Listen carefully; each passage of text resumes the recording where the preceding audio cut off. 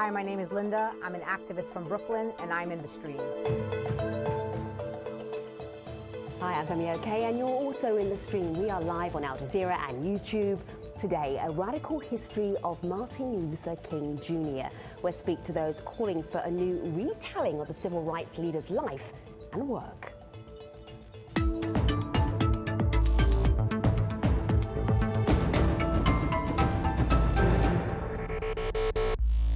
April the 4th marks 50 years since the assassination of the African-American civil rights leader Martin Luther King.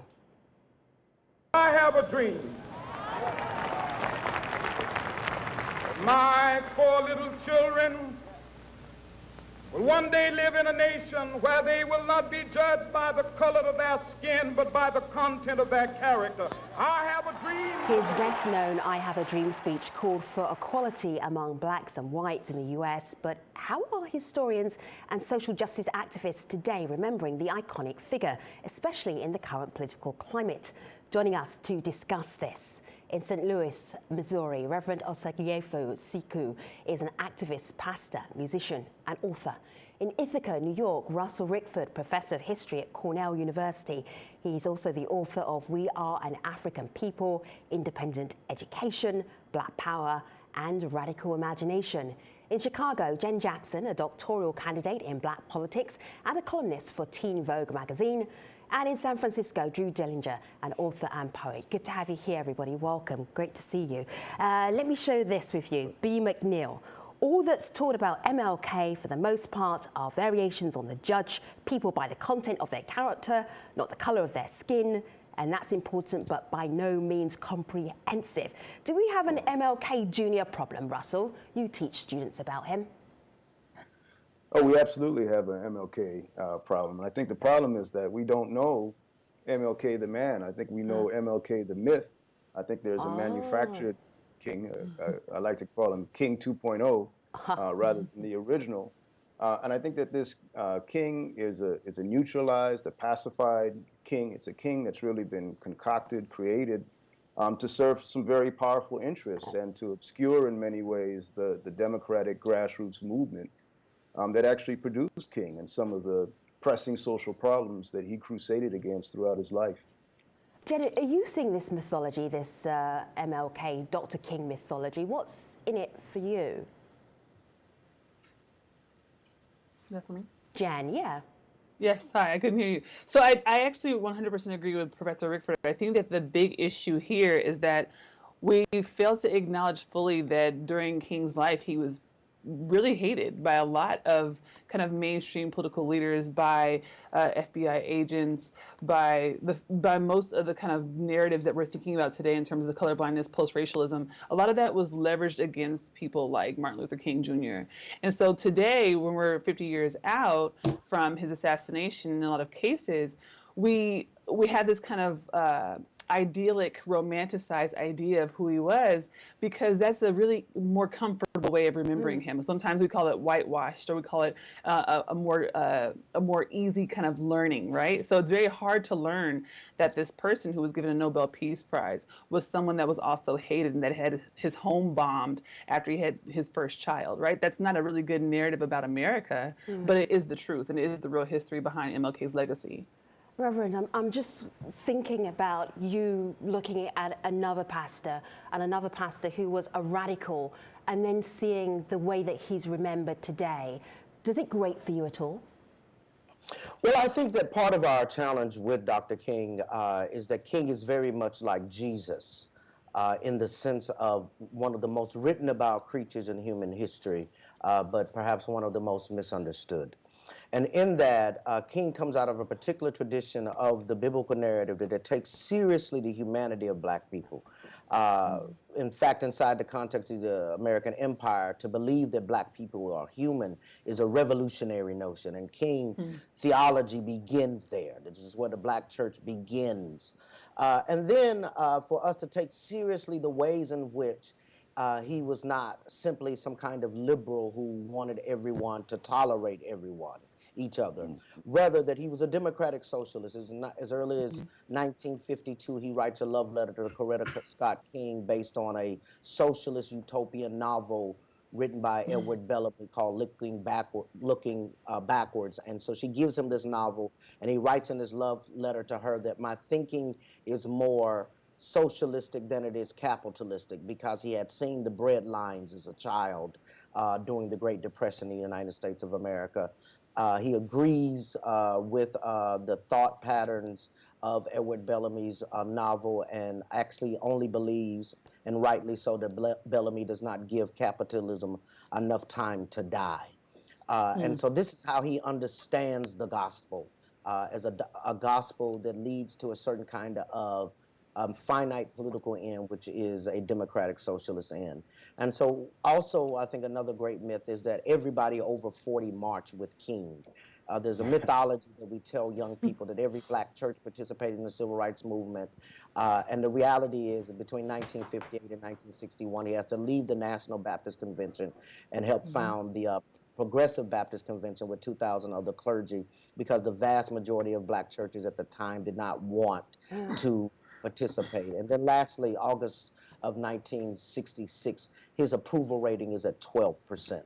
The 12% of Americans agree with him in 1966, just 2 years after he's received the Nobel Peace Prize. And so I think this mythology is as Dr. Rickford has pointed out, attempts to domesticate him in such a way that he falls neatly into an American exceptionalist narrative, which is just not simply true. Drew, what made you go that little bit further, deep dive and study Dr. King? Well, when I was in college, I remember it was 25 years ago, and I believe it was the 25th anniversary of Dr. King's assassination, and I remember hearing Reverend Jesse Jackson on the radio, and he said, you know, we think of King like he was a big civil rights teddy bear, but this guy was radical.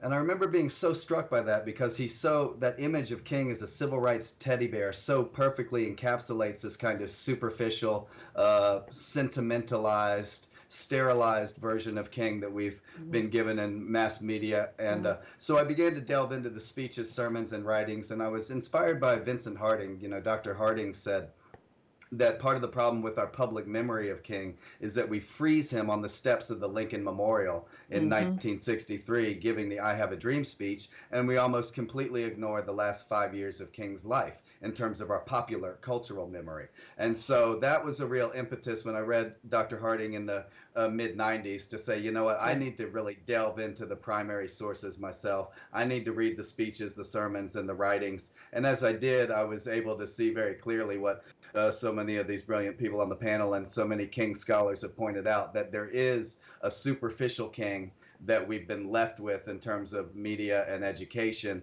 a safe King, a King, you know, there's reasons. The things that get left out aren't left out by accident. They're left out because the United States does not want to deal with its systemic racism, white supremacy, its colonialism, its imperialism, its economic injustice. So the things that are left out are, you know, not unintentional. Jen, go ahead. And can I add to that as well? Yes. So I wanted to also add to that, thinking about King's last book. So thinking about where do we go from here, chaos or community, and how in this book he's explicitly anti-imperialist, he's explicitly anti-capitalist. And a lot of this comes out of his witnessing our imperialist efforts in the Vietnam War, and how here we are in the U.S. fighting for freedom, but it's this kind of hypocrisy, right? It's this hypocrisy that we're taking democracy abroad to free people abroad.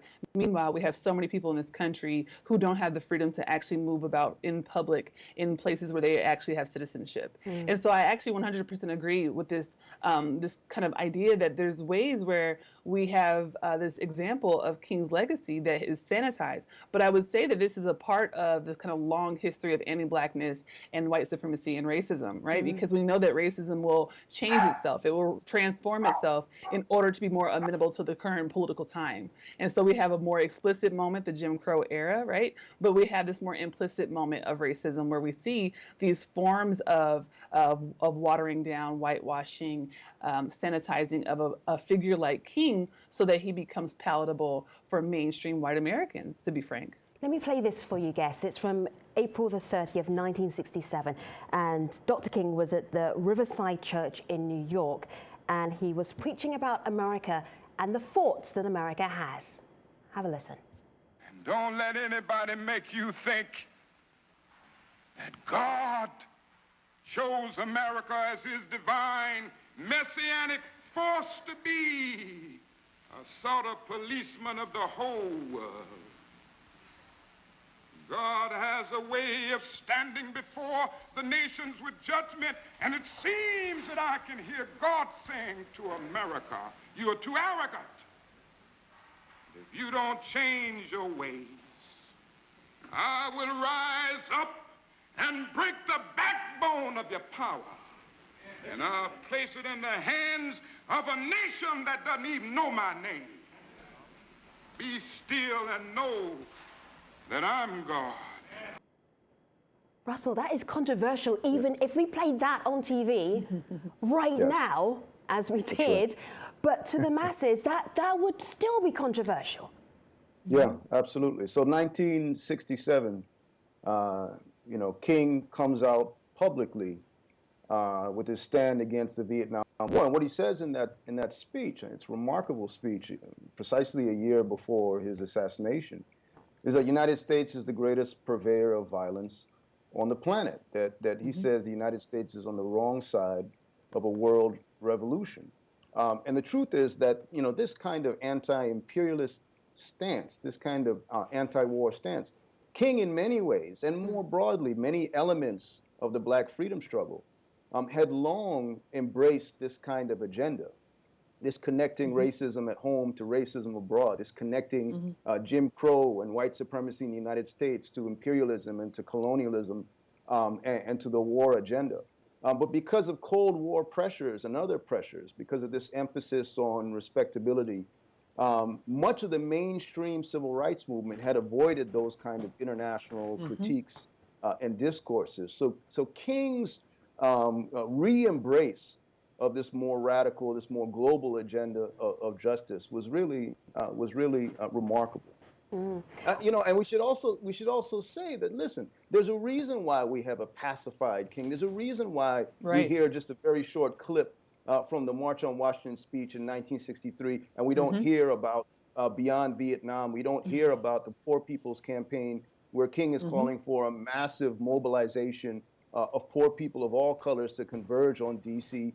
and demand a basic transformation of the American economy. And that is that there are, as has been suggested, there are very powerful interests that benefit from concealing the realities of the Black freedom struggle, concealing the fact that this is a working class movement that is calling not just for an end to segregation, but is calling for economic justice and is calling for a transformation of America's political and economic systems. And to this day, there are very powerful interests that want to obscure and conceal and suppress that agenda. James Heller is actually watching on YouTube. We're streaming on YouTube right now. Let me show you what he just commented on YouTube.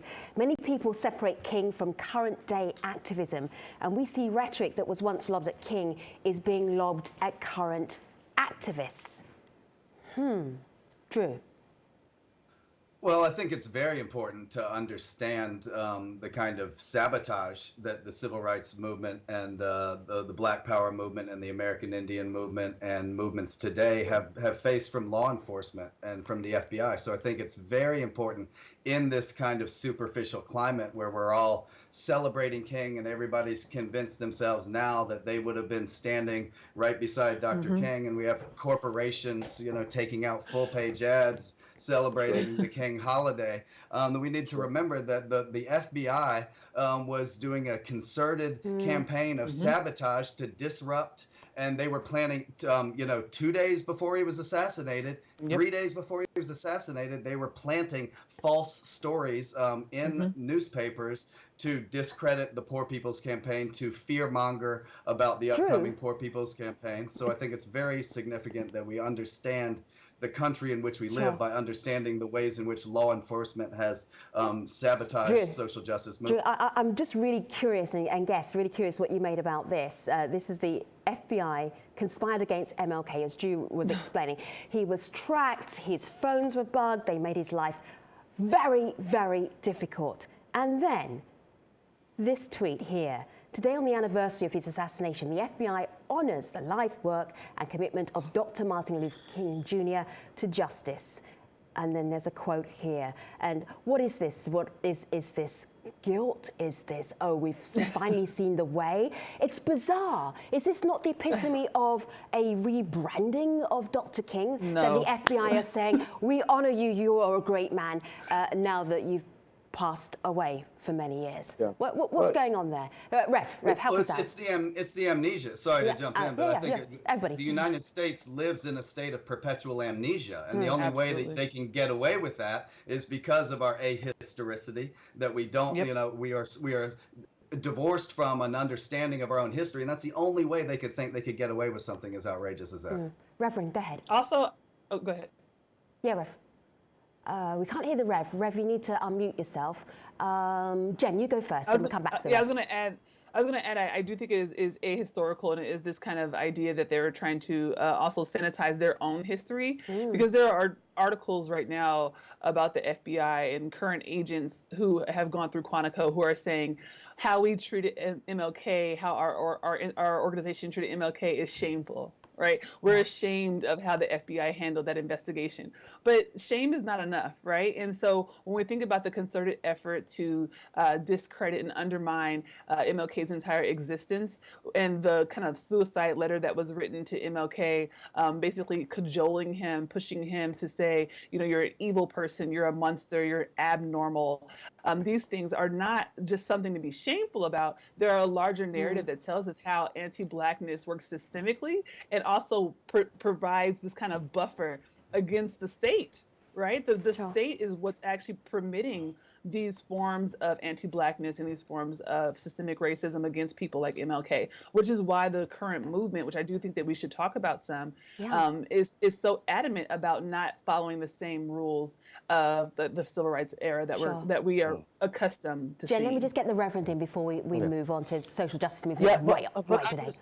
I think that particularly we experienced this in our struggle here in Ferguson, that the ways in which King was often set up as the whipping post for younger activists. But across the board, liberals and conservatives alike misread King. So wherever it's the former mayor Reed in Atlanta saying Dr. King wouldn't shut down a highway in response to activists shutting down a highway, to or former Bill O'Reilly, former talk show host on Fox News, saying that Dr. King wouldn't participate in Black Lives Matter. What we do know in terms of what King's life and legacy is that throughout the 60s, all the polling data suggests that they believe that King is hurting his cause with his actions. Right? This is throughout the 1960s, all the polling data is against King and the activities of the civil rights movement. In fact, King's highest average approval rating is around 45%. Black Lives Matters polls at 47%. So they are neck and neck in terms of public perception as it relates to their activities in the world. And then the question of Martin Luther King and the FBI is quite shameful. King has to go meet with J. Edgar Hoover when he comes back from the Nobel Peace Prize, because Hoover has called him a notorious liar and said all kinds of dastardly things about him. And so King and numbers of his staff from SCLC actually go meet with J. Edgar Hoover to get a sense of why he was attacking him with such vitriol. And so the contradiction that we see of the FBI tweeting that out in 2007 does two things. It highlights his hypocrisy, but also it highlights the thorough way in which the American public discourse and the American empire will lie about the way. That's right. And that's right. All empires, I just want to reinforce that point. All empires lie. All empires engage in this kind of hypocrisy. They all engage in this attempt to co-opt and distort the memories of some of their greatest opponents. Russell, I mean, you make a really good point, because 50 years later, how do people remember something authentically, accurately? He has a holiday. He has people volunteering for his day. He has a statue. It's very difficult, even when it's not somebody who's controversial, to remember them accurately. I know it's important that today's social movements are important to you to discuss. Let me just show you a little clip of Dr. King, several clips of Dr. King. looking at the social justice movements he was very close to. Have a look. It is a crime for people to live in this rich nation and receive starvation wages. And when white Americans tell the Negro to lift himself by his own bootstraps, they don't look over the legacy of slavery and segregation. I believe we ought to do all we can and seek to lift ourselves by our own bootstraps, but it's a cruel jest to say to a bootless man that he ought to lift himself by his own bootstrap. And it didn't cost the nation 1 penny to integrate lunch counters. It didn't cost the nation 1 penny to guarantee the right to vote. But now we are dealing with issues that cannot be solved without the nation spending billions of dollars and undergoing a radical redistribution of economic power. So I guess I'm just looking at some tweets about the way that Dr. King inspired people's studies right now, their activism right now. Anne Gomez Rubin says on Twitter, in my gender studies class, we contextualize his work with the women's movement in the 70s. Interesting, Jen, because he wasn't well known for his support of women. If we're being truthful and honest about the real Dr. King, that is something that we should definitely talk about. Absolutely. Dorothy Wright also says here, Dr. King's message gave me the confidence to speak out against injustices toward me as a black woman. So we're saying that this sanitized version of Dr. King is out there, but he's also influencing new generations, younger people. Jen, but the women question, yeah. what about that? We have to talk about it. Yeah. So here's the thing. There's a really fantastic article by Michael Denzel Smith in The Atlantic this week about the ways that MLK was kind of propped up as this kind of quintessential image of idyllic black manhood. And there's examples in the article. Specific one that stuck out to me was how women in the church would come to him and ask him questions about their marriage, right? This kind of Christian-based patriarchal heterosexual relationship where they would say, how do I navigate this, right? I'm asking you as a pastor and as a prophet, how do I navigate this? And how his responses would be very patriarchal and very gendered. What are you doing to provoke your husband to be improper toward you? Or what are you doing? Wait. Drew is smiling. Drew, why are you smiling? Is this a grimace? Well, I know I was smiling because I think I know the exact column that Jen is referencing, where he says, why do you nag? Are you nagging your husband? So it's very much. I mean, I would say that King was doing that column in the late 50s. And so, but I think the problem was for much of the 1960s, the gender attitudes of King and some of the fellow preachers at the SCLC, Southern Christian Leadership Conference, his organization, their gender attitudes were stuck in the 50s for much of the 1960s. Absolutely. And they did not support the leadership of Ella Baker fully. They did. Septima Clark absolutely felt that her voice and her leadership wasn't fully supported and respected. Septima Clark tells stories of she would go to SCLC staff meetings and Ralph Abernathy would say, why is she here? And King would have to say, well, she's built these field offices, she's done all this organizing, and he would kind of laugh it off. And then the next meeting would come, and Abernathy would say the same thing. So I think it's one of the profound failures. I'm horrified that we have 1 minute left in this show, horrified. But I do want Russell to tell me the relevance that you still resonating in Dr. King's work with other movements around the world. Well, Dr. King, first of all, was not perfect. Dr. King was not complete. He was a young man when he was shot down, and he was evolving rapidly, as I think this conversation has suggested. And I think he was being radicalized, and he was being radicalized because he was a leader with tremendous integrity, and he wanted to align himself with the feeling. With the aspirations of the masses, I hear you, with the working class Russell, people. we're right at the end of the show, so I'm going to say thank you to Russell, to the Reverend, to Jen, to Drew. This conversation continues, of course, online at AJ Stream. Thank you very much, guests, for being part of this conversation. Really appreciate it. Take care, everybody.